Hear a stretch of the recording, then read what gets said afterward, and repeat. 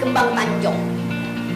Yang dikembangkan bukan sekedar silaturahmi tapi akal pikiran. Yang dikembangkan adalah keinginan untuk merawat bangsa ini dengan keadilan.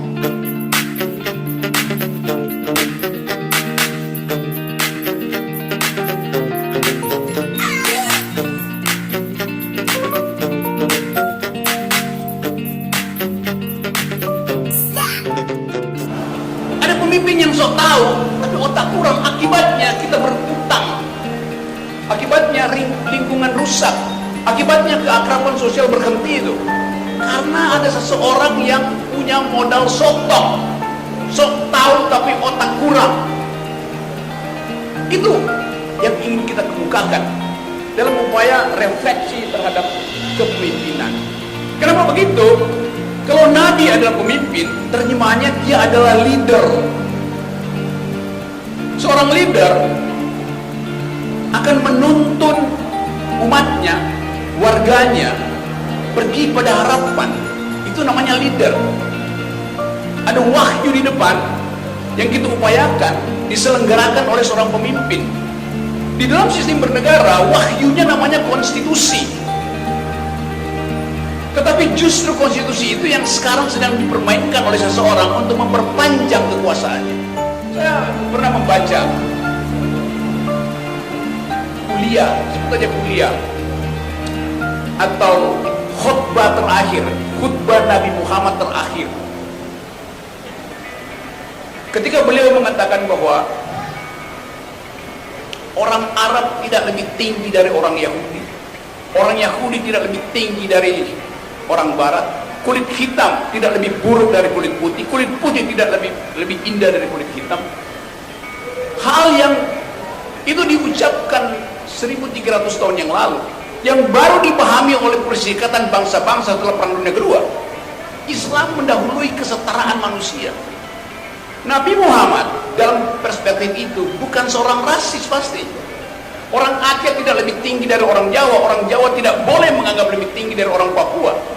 Itu ajaran Islam. Itu kesetaraan manusia. Itu khutbah terakhir dari Nabi Muhammad.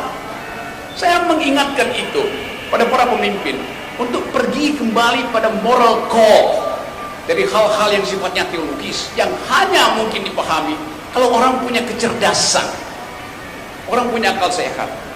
Dan memang Quran diturunkan ke wilayah kedunguan ketika masyarakat Arab mengalami pensoliman karena otak tidak dikembangkan.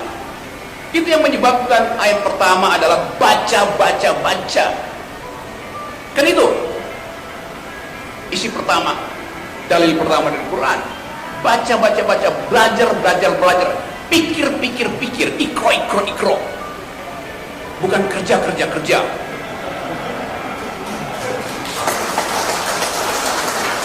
Dalil pertama dari rahmatan lil alamin, hargai makhluk, bukan sekedar manusia, tapi juga alam. Jadi kesetaraan itu sifat sosialistis dari Quran ada di dalam teks dan bisa dibaca, bisa diturunkan menjadi regulasi. Tetapi setiap kali umat Islam menuntut keadilan, dianggap bahwa umat Islam ingin mendirikan negara Islam.